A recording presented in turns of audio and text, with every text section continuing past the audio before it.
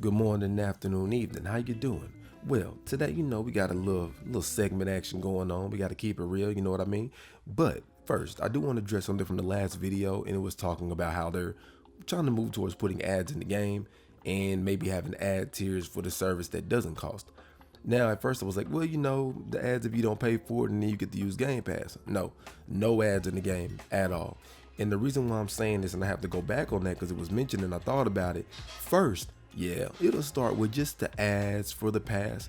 And then after that, when they see the revenue from it, all of a sudden that pass price is going to go up to not have ads in your game. So they're just going to slide it in there like, well, you know what? Now you just get an ad or two with the $19.99 version. So that's what they'll do.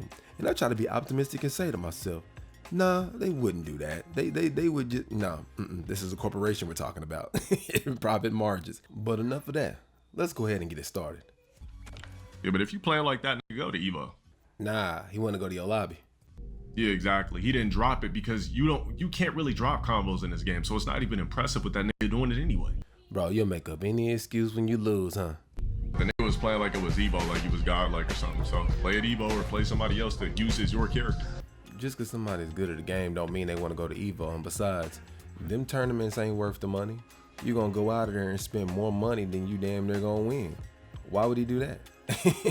everybody don't play the game to go to Evo. Some people just like the game and like being good at it. It just is what it is. They find it as entertainment.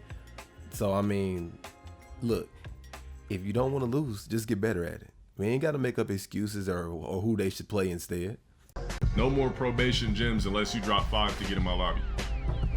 You know what? We can let that nigga back in the lobby. I want to lose to the nigga until it don't work no more. Yeah. Cause you're not gonna win. The way you're playing, you're not gonna win. And what's gonna happen is they're gonna figure out a way around your nonsense on top of that. But since you already don't know how to play the game, all they gonna do is just stop what you're doing and get around it. Then you're gonna be fussing even more. You know what I'm saying? I got a question. Are you black?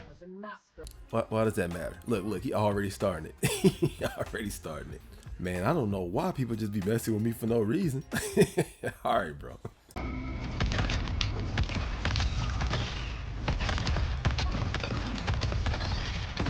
Even if he is, he probably wouldn't want to tell you. What are you? What's your ethnicity? Let me guess. His race matters because he's doing combos. Is that what that is? Well, if you a muchacho doing combos on me like that, or black, definitely the game. I'll give you a pass since you're white. What does that even mean? Now again, we're gonna go back to, because today we got some business conversations, right? Now you complain about, man, they ain't paying me to play Arc Raiders. I wonder why. I wonder why they're not paying you to play Arc Raiders. I wonder why none of the games are asking you, or saying, hey, can you play this and we'll pay you to do this? I don't know why. Do y'all know why? In the comment section. I don't know why they don't pay them to do that. It's ridiculous, man. 2, fight. I couldn't have respected if you're a muchacho or black. I just couldn't. You'd have to be white or Asian or Indian or something like that. Or a geeky black. I mean, I don't get it. What is that supposed to mean? You think that just like regular, I guess hood blacks or regular blacks are not good at games? I don't understand. And then even as far as your logic with the combos, on a large scale, people just push the buttons like to a certain way to get it to work. They don't actually do the real inputs. Most people don't, because it ain't that deep. It's not that they're slow. It's not that they're stupid. It's not that they can't do it. It don't matter enough. They like, look, if I push these buttons this way, this will happen. And that's most people. It's got nothing to do with them being black or an average black or whatever you want to say. It's just most people don't care enough to learn the technical aspect of the game because it's not that deep to them. And if it's that deep to you, why don't you go to Evo and just go out there and compete? Damn Copenator, man. These niggas are not good. You're literally getting carried. You're not good at fighting games. You're getting carried. Man, which one is it? Is it about being good at the game, not being good at the game? You start losing, you're saying they're getting carried. Oh, but you too good, you go to Evo. Man, which one is it? You gotta make up your mind. Look at this nigga, bro. Waking up to flight. Man, these niggas is frauds, bro. This man is diabolical. This man sits here and throws missiles the whole match and then says you wake up with flight. Bro, you wake up with explosions. You fall with explosions. You stand with explosions. You jump with explosions. But you talking about waking up in flight? All right, bro. Okay. Fake ass player. Ain't no fucking fighting game player. Nigga, these games are made for niggas like you. I said let's cut on something harder. These niggas say I gotta train. Man, you losing them games too. I've been and said get on City of Wolves. I'm like, if you want a harder fighting game, get on City of Wolves. But why ain't you on it? Because you lose on there too. They don't top of ramen. Top of ramen. Box of condoms.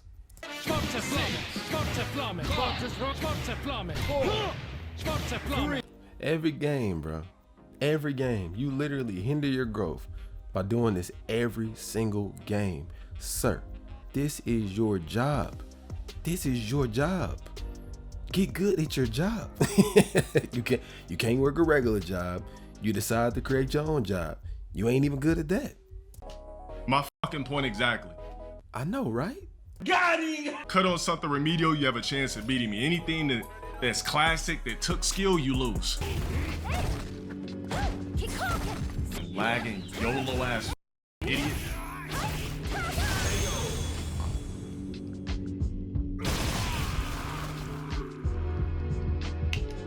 You lose. No, I didn't lose. Yeah, you did. I mean, I read it right there. It says you lose. I know you have some trouble reading, but that's definitely what that screen says. With that fake ass victory. Facts. Respect given, 0. No respect. Trash gameplay. And I'm talking about you, not them. But let's go ahead and head on to that next segment. I'm in the spot. Bro, I don't know who needs to hear this, but you need to do everything in your power to keep your corporate job right now. I think I could speak on behalf of all quitters, considering I am the corporate quitter. Yeah, we're entering into a phase of just literal despair. And I'm just putting this here to keep it all the way real, because I'm putting it here because people will call me a hater when I would tell them these things like, hey, you might want to keep your job. I know you don't like your job, but you're making a decent amount of money. Do not quit your job to become somebody on social media. Like, we constantly make this mistake of being in the matrix too long and having these people sell you a dream and sell you a story. Like, hey man, everybody quit. Let's all quit. Nah, you better get all the money you can get, because they're going to replace your jobs. They're going to replace them. They're going to lay you off. So it's best to kind of rack up as much as you can, as quick as you can, because it's not guaranteed. You're not guaranteed to still have it. And what's coming, the situation at hand of what's on its way is like when cars came out when there was horses. The race is on. So, you know, you got to get what you can while you can, and milk it while you can, because yeah, we're in another time of transition. If you have a job in this economy, keep it. Please keep it. Okay, so as we near the end of 2025 with no real sign of the job market getting better anytime soon, I thought we should take a look at some people regretting quitting their job. So I just quit my corporate job like a couple days ago, and at first I was like really excited.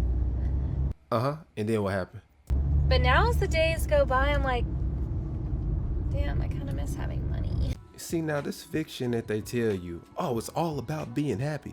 You do understand that everything comes with a cost. Everything comes with a trade-off. If you want good money, a good lifestyle, you want to live pretty decent, you want to live above your means a little bit, you got to have a good job. Now, there are those part-time jobs that don't request as much. You know, you come in maybe 20, 25 hours or so, making about $750. That's not going to cut it. It's not going to pay your bills. Now, it's not as inconvenient as the bigger money jobs, but why do you think those bigger money jobs pay more? Because it's going to require more. And the thing is, you got to make up your mind. Do you want to eat noodles every day, or do you want to be able to at least eat what you want and live a pretty decent lifestyle? You got to make a choice. Same girl, I miss money and health insurance. You quit without having a job lined up in this market? Well, that tells you who they're watching on social media, because they must have watched the glamour side. Oh, I'm glad I quit and I started my business, and that must have been who you were watching, because you surely wasn't watching the actual business YouTubers, because they would have told you that's not going to be the best idea. You shouldn't do that, especially with what's coming up. The job market is so bad, it goes on, and there's more clips similar. Me thinking about the job I missed but had to quit because it was stressing me out, but it was giving me 40 hours a week, and now this new job pays more, but I only get 6 hours a week. You see how that works? You see how based on context on how people say things, it could sound a whole lot better. It's not that they pay you more, it's the fact that they need you more at a convenience time. So it's not that you're getting paid more, because let's say, for example, you have a 40 hours job. Let's just do basic math. 40 hours job at $8 an hour, right? But you get a 6-hour one at 10 an hour. Which one are you gonna make more at? The 40 hours or the 6 hours? Because if you do 40 hours at $8, that's gonna give you $320. If you get 10 an hour at 6 hours, that's $60. So which one did you make more money at? See, out here we have an issue where I don't think people truly understand the math behind a lot of these things. So when they say it, it sounds a whole lot better. Well, shoot, I could just get a bunch of jobs that pay me a whole lot more while I work less hours. Yeah, but if you do that, you're going to be running all over the place to do these jobs, and then you're going to be booked or hired at leisure, versus you have a consistent place you go every day and not run all over the place. Because it's like, okay, yeah, if you get 5 jobs that pay you $10 versus 8, versus just going to one job, now you got to have a whole different subset of skills. You got to manage all these other different places, if there's uniforms and all of that, versus just going to one location consistently and possibly getting overtime at that one location. It doesn't make sense to get more, but yet it's actually less. And I don't have the balls to ask to get hired again. That has nothing to do with a fear situation. That's a pride and ego situation. Your pride won't let you ask. Your ego won't let you ask. You need to bring it down, bring it down, call your job up and ask if the position's still available. It's not a feat of greatness. It's a humbling yourself, toning that ego down, because I'm sure you was probably cutting up on your way out, like, oh, I don't need this job. Go ahead and ask. The worst they could say is no. Another one here, POV, when you regret quitting your last job and it's just somebody screaming. Me at my current job right now, I guess we're all going through it. And I think this comment from you guys goes very well with this. As someone who's gone through a lot of different jobs, it's not always greener on the other side. Sometimes your next job will be worse than the one you previously had. Boom, you hear that? And you think employers don't see the Great Resignation where people was going around quitting? You think you're going to come into another job for a better situation? You think they're going to pay you more money? Do you understand the level of value that you would have to provide to go to another? That company would have to snatch you from another company. But you putting in an application to somewhere else, not going to happen. You're going to get paid less and you're going to work more. Believe it or not, that's how it's going to happen. Now, again, I was called a hater when I said these things. I was like, oh, well, I just want to do what I want to. All right, cool. Well, do what you want to do. But this is what it comes with. You know, they didn't lie. Social media didn't lie to you and hyped you up to jump off the cliff. And now you in a rough spot. Don't be listening to these people on the internet like that. Now, I want to bring this back to around 2020 to 2022 with the Great Resignation and now the Great Regret, and compare what the climate looks like in today's world. Have you heard of the Great Regret? Yeah, a new survey shows almost 3/4 of employees who quit their jobs recently experienced either regret or surprise that their new position was different from what they thought it would be. At first, this surprised me. And then I realized the pandemic has really made people rethink their jobs and their well-being. It wouldn't surprise me if it takes people a few tries to find that right job fit. And what you got to understand is there's not going to be a good job fit. It's not going to be. So it doesn't matter if you leave here or go there. It's just about which type of miserable do you want to accept. But it's going to happen. You know, it would be great, you know, if we could wake up every day and do whatever we wanted to, and then nothing would ever get done. You know, we would not have plumbing. We wouldn't have buildings. We wouldn't have anywhere to live. Well, now we're getting priced out of having anywhere to live, but which is a whole nother issue. We're not going to talk about that right now. That's a different topic for a different day. But when you leave and you have a secure job, their objective, what they're trying to do is maximize their efficiency. So the likelihood of you being kept is extremely low if they don't really need you. And if you don't even have any kind of history, you're not going to have priority in that company. People are getting laid off. The last thing you want to do is quit, because at least with a layoff, you got some level of something, you know, but it depending on how long you work there. But if you're just quitting, if you're just putting in your 2 weeks, you tripping. You basically quitting for free. They ain't gonna be no unemployment or nothing, especially if you work there at least 2 years. I think this is going to have huge effects on shorter job stays, on the war for talent, and companies doing things like strengthening their alumni programs. What do you think about this revolving door? Is it a good thing? Well, comparing the apparent strengthening of the alumni programs to just the mass layoffs that we see on a daily basis right now, much different climate than people predicted, but we go over to the comments. No offense, but I think this is made up to try to eliminate the Great Resignation the same way they try to change opinions on work from home. There's a lot of comments like this. See what they were saying? See that? Calling, oh, you just making up stuff. Oh man, you just a hater. Nah, you just don't want people to work from home. Nah, what happened was a lot of people were they did all this was a setup. They wanted to see what would happen. They wanted to see who they really needed, how many people they really needed. This whole thing was a plot all along. All of it was a plot to see how many people they could truly get away with having, who all they could fire. And when they sent people home, they realized something. And when people were getting their work done, they started to feel very privileged. When you were getting your work done on your own, it gave you a perception that you could just finish your work at your own leisure and do what you want with the rest of your free time of that whole day. But what you don't understand was you were on their dollar in their business. That's why you were capable of doing that. You could not do that independently. You already had a pipeline to do this. But what you don't understand is, yes, you're working from home, but you being attacked, you already have the business that you're doing. You already have the work that you're doing. Just because you work independently outside of an office does not mean you're capable of being self-employed. So I just wanted to highlight this to go into this next segment, so it could be a much more clear understanding now that a lot of this is hitting the fan now 2 years later, after they warned you like, hey, you might not want to do that, because everybody who stayed at their job, they at least have a little bit longer than others. Those of you who kept bouncing around, leaving this, leaving that, every time you leave, your job is going to get worse. But let's go ahead and move on to the next segment. Wait, before we move on, of course, not always, but more times than not, we do not count the exceptions to the rule here, all right? The exceptions to the rule are not the majority. The majority is the part that matters. So I just want to be very clear about that. It's a shame I even have to say that, but people gonna argue you down if you don't say everything exact. Well, people get better jobs all the time.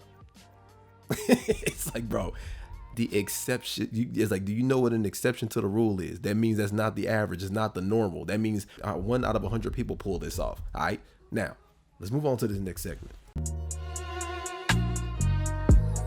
After 7 years of girl bossing my way through life, y'all, I'm going back to a 9 to 5. No more late night, early mornings. No more stress. I need stability. I need peace. Let's talk about what they don't really tell you. Let's start with the highs. Booked and busy. I got my own sweet space. Selling out within 24 hours. $1,000 days. Taking vacations and going shopping. It all sounds so good. Who wouldn't want to be a business owner? But then you have your low moments where the season slows down. Sweet rent is $290 a week, y'all. For that little box I was in. $0 sale days on the website. Money not coming in for days, even weeks at a time. You start questioning, should I get on Indeed and look for a job? Well. Yeah, it get real.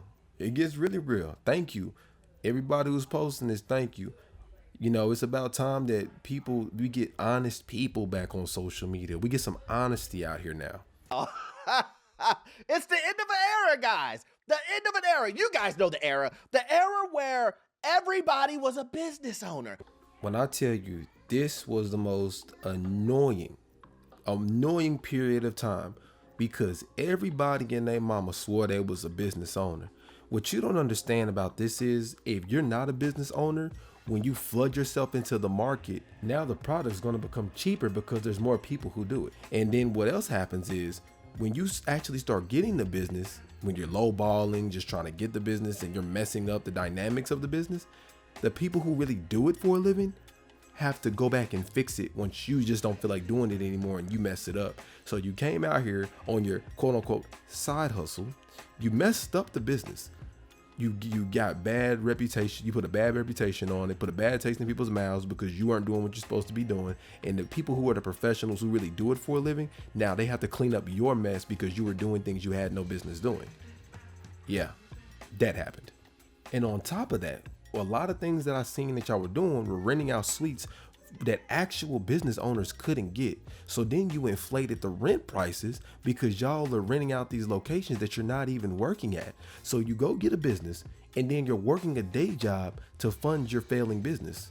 So now the actual business owner who needed that location at a reasonable price, now all they can get is 2,000, 3,000 plus locations at cost, because the ones that they could have used and been beneficial for them to grow, you messed that up, funding it with your day job and not your business. Crazy how that works, right? Where people were getting mentored by 15 and 20-year-olds. Yeah, that one. They convinced you guys to quit your jobs. And they told you you were going to become a millionaire, becoming a business owner. I'm a millionaire, bro. I'm an entrepreneur. Like, I don't have to prove no one anything. That clip is wild. You would almost think it was AI, but he said it. he said that. And I want to be clear. If you're in the NFL, NBA, you play a professional sport, you are not a business owner. You are an entity of a bigger corporation. You are an employee. You are an employee of the NFL. They own your likeness. You are not an entrepreneur. You are not a business owner. You are an athlete. That's what you are. So, stop it. Don't worry about that 9 to 5, that steady paycheck. Don't worry about that. Jump into being a business owner because it's easier. And you make more money. Oh man, I remember those days. Knowledge.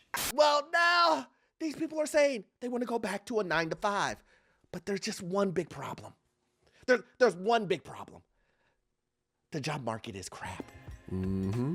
And you wasted all that valuable time and money listening to 15, 20-year-old, 25-year-olds and scammers on the internet, because they're scammers. Even as far as now, the quote unquote informed people are giving you incorrect information.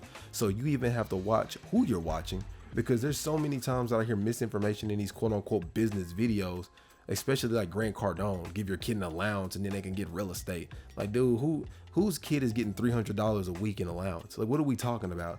Then you have this other one. Yeah, man, you could just set up the play, do the options, that's not how that works. Oh, the parlay is rigged. So, I mean, what are we talking about, man? There's no such thing as an easy money glitch where you could just do absolutely nothing and it just works every time. And I'm gonna let you in on a little secret. The easy money is extremely expensive to make. I'm gonna say it again. The easy money is expensive to make. So when you see people say, oh, I made $800 a day, $1,200 a day, they're not telling you how much they lose. They're not telling you that they're leveraging $25,000. They're not telling you they're leveraging $50,000. Even the Doge millionaire, man, he was a Doge millionaire. No, he took out a mortgage on his house.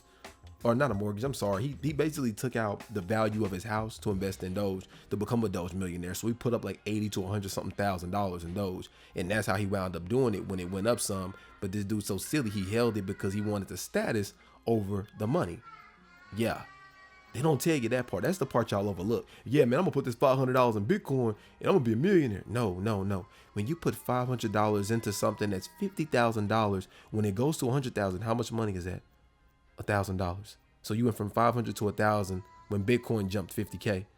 But if you had 50K and you got Bitcoin at 50K, you made $50,000. Does that make sense? Are you getting it now? Are you listening now? I hope you are. I want the best for you.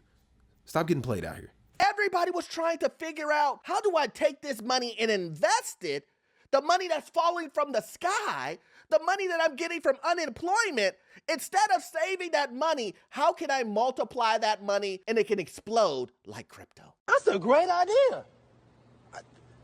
I'm with that. And with that, I don't blame anybody for wanting to take that chance to kind of get out of that rat race, to have a little bit more leeway to make moves or do things. This is more of a cautionary tale, and another thing to say that there's no such thing as an easy way up. It's gonna cost, and it takes money to make money. The hardest part is getting the money. But once you get the money, you have to understand how to make the money. It's a whole cycle, but if you ain't got the money, oh, you ain't about to get it like that. Trust me when I tell you, you're not about to get it like that. And I remember scratching my head and saying, Why are people getting advice from 20-year-olds that say that they've made millions and millions they're 20 years old? like, let's just do math. What time did they have to create this business?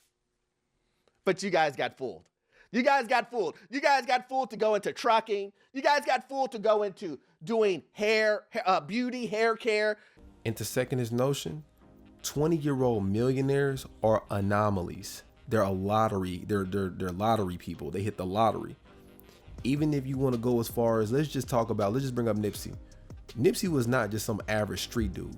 When he ran a business, he was also invested in crypto. He was also invested in stocks. He was heavily in business. Like, you may see him with these rags, but what you don't understand is this man was extremely business oriented. He was a go-getter. He didn't just come up by accident. He wasn't making all this progress by accident. And when he actually started telling people like, hey, this is how that works. This is how this works. People, they kind of heard him. They're like, man, yeah, he be getting to it. But I was like, but are you truly listening to what he's telling you on how to do it? And he even tells you, don't sit here and look at where he's at versus his hustle to get there, because it took him a lot of work to get where he's at. He didn't just wake up one day and it's like, boom, you know what? I'm gonna become a millionaire by the end of this year. If you start a business, it is going to take, let's just say if you want to make money like that, right? Minimum is going to take you 3 years. 3 years. And that's if it doesn't fail before you reach that point. It is straight up Survivor Series when it comes to dealing with the business. It ain't like the movies. It ain't like the TV shows where they come out there, oh, it's 6 months and now it's rolling. No, that's not how that works. Hair services. You guys got bamboozled into starting retail stores. You guys got bamboozled into restaurants. Oh, come on! Yep. Mm-hmm. Yeah, I know. Your family told you you're a great cook. They told you, man, this mac and cheese, man, you need to start a restaurant. Auntie, start a restaurant. Because it's always that simple, man. Just go ahead and go do it. Yeah, well, you do understand you need a minimum of 20,000 to get that started, right? Anything business related, you need a minimum of 20,000. And you might not want to take out a loan for that. You got to have that money liquid. Because if you take out that loan, you still got to pay it back. And then bills are going, it's basically just a loan that you took out just to pay back to the bank, because you ain't about to do nothing with that. Because your first month moving in, you already looking at 4-5 of that gone. If you get a sign, that's another $3,000 to $4,000. Then your ads, that's another, depending on what business it is, anywhere from $150 to $500 a month. You still got an electric bill. You got a deposit there. Some you got water. You still need your internet. By the time you get past the second month, you've already spent almost $17,000. Yeah. But here's the worst part. You don't have one set of bills. You have two. So you have your home rent, you have your home electric and water and internet on top of the store bills and your inventory. So again, when I would tell people, hey man, you might not want to do that. Just do the smarter way. You want to have a clothing line? Have a wholesaler, have somebody who's already built to do that and just get it from them at a discounted rate. But you said, nah, I got to make 70% instead of doing none of the work and just taking 30%, because you don't understand how business works, right? If you drop off a product to a wholesaler and you're making a 30% profit margin without having to do the work, what's the smarter thing to do? To go spend $17,000 to not make the money, because you still got to get you got to get everything now. Versus you just getting one item, dropping it off to a wholesaler, having them do whatever it is that you need them to do, and selling the product with no overhead and just your home bills with 30% without having to do any other work. Leaving it to where you can have more inventory to actually provide. Yeah. But it made more sense to try to do it on your own because you wanted the higher profit margin. Well, yeah, it's a good idea. But one thing you forgot to factor in, it costs money to make money. A lot of money. Big money. Just saying. You don't have to listen to me because, hey, I'm a hater over here. You're going to become a millionaire. And then you got confirmed when you watched that YouTube video. The YouTube video that said, invest in yourself. Knowledge. If you don't invest in yourself, no one will. And you said, you know what? I'm going to go ahead and start that restaurant. Because it's got to be easier than the 9 to 5. Are you out of your goddamn mind? Oh, man, listen. The reason why that's hilarious is, business owners, please put in the comment section. It ain't a game. It is not a game. Anybody who's owned a business, please put in the comment section. Is owning a business easier than the 9 to 5? Oh, no, not at all. And see, here's the huge thing that they would always say, but you choose when you get to work. You choose when you feel like working. You don't got to go in and clock in nowhere. I was like, but this is what you forget to factor in. If you don't go to work, you don't make any money. See, this isn't like a job where you get PTO, you don't show up and you still get paid. If you say, I'm not working today, then guess what? You ain't making no money. You're at a deficit. That whole day, you're at a deficit. You're losing money. So, yeah, you have to work. So I don't know where this notion came from to say that, oh, because you're self-employed, oh, I could choose when I go to work. Oh, you can choose whatever you want. I'll tell you that. You can choose whatever you want to choose. I'm gonna just tell you this. It ain't gonna go how you think it's gonna go. It ain't like the TV shows. It ain't like the movies where people go around and they never do their job and everything's fine and their bills are always paid. They cut out the part where they actually do their jobs to just keep the entertainment segments in. But the reality is no, that's not how that works. Because I can tell you right now from my experience, that is untrue. You think you're gonna get away? You think that you're gonna only be working 40 hours running your own business? YouTube is the closest equivalent to like kind of owning your own business that people can kind of enter into. And I'm gonna tell you right now, minimum doing YouTube, just on this channel alone, do you know that I sit on some of these videos for anywhere from 4 to 8 hours? Anywhere from 4 to 8 hours. So if I make 5 videos in a week, I've spent over 35, 40 hours just making YouTube videos alone, not including anything else. So if you think for a second, you're going to be self-employed, I'm going to work 3 hours a day. And all right, go ahead. Go ahead. I'm going to keep my content down to 1 hour. All right, go ahead. I'm going to just do 5-minute pause. Okay. You do that. And you let me know how that goes. Let me know how that goes for you. And I'm cheering you on. I'm cheering you on. You know, I believe in you, but we'll see how it goes. Who told you that? The 15-year-old, the 20-year-old, 25-year-old. They told you that it's going to be easier and you're going to make more money doing something that's easier that you've never done before. Makes sense to me. You've been bamboozled. Entrepreneurship was not for me, and I am so okay with saying that because I feel like more people need to say it. Yes, it's time to keep it real. It's time to come home. Time to leave the fantasy world. It's time to get back to reality. When I owned a business, I could never turn my brain off. I could never just be in the moment. I was always thinking about stuff. Oh, I need to get this done. I need to get that done. Getting phone calls about the cars. Oh, this car broke down. It was too much. The idea of not knowing how much you're going to make this month, or you might lose money this month, that made me want to vomit. You have to have a certain mindset to be an entrepreneur, and I did not have it. I'm gonna be honest with you. You got to be out your damn mind.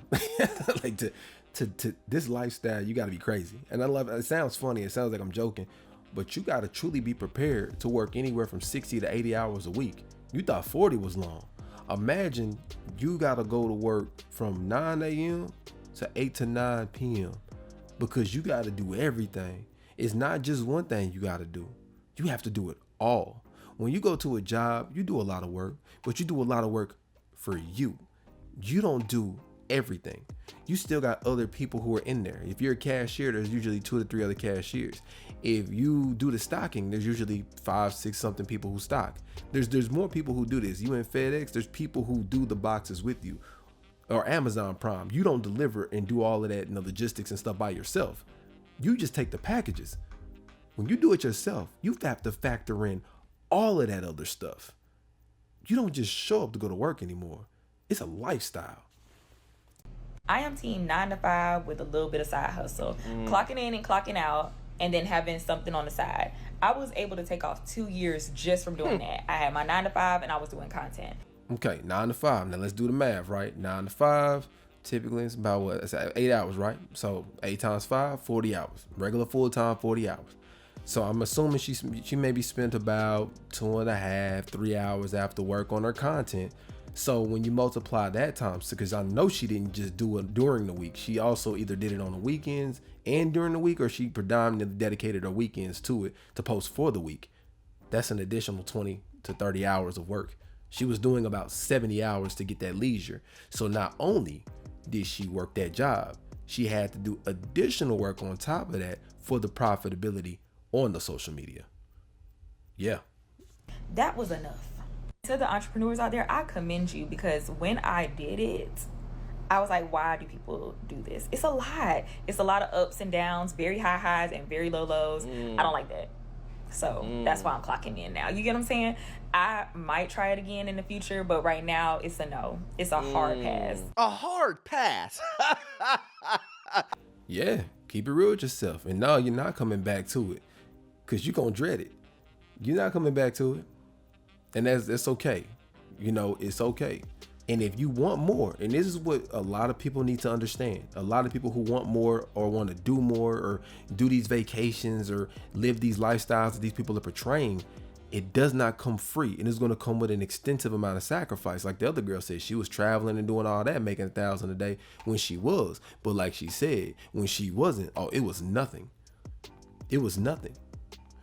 And a lot of that stuff that she was doing, unless they were business trips, she shouldn't even been taking trips, because you got to have that money for the rainy season, because you got to save that 5, 10, 15,000 just in case. If you don't get any business for a month, or you only get like half the month or only 10, 15 days in a month, you have to save that money to be on the safe side to make sure you can stay afloat to last through the winter seasons. Because when winter comes, you got to be prepared for it. So a lot of people, I know they might not want to hear this, but I like to post these because this is more of what I'm into. I like to post these to give people a real perspective, and I don't do this often, but this is just more for real talk. A lot of the people who watch my channel in the mid-30s. So we got to have real talk sometimes, and then we can go back to the clowning and joking. This is not going to be a permanent thing, but every now and then I do like to put in that real. It's cool to joke, but we got to be adults sometimes. But if you kicked it with your boy this long, I appreciate you hanging with me. Links in the description below like always. And in the meanwhile, I'm out. Have a good one.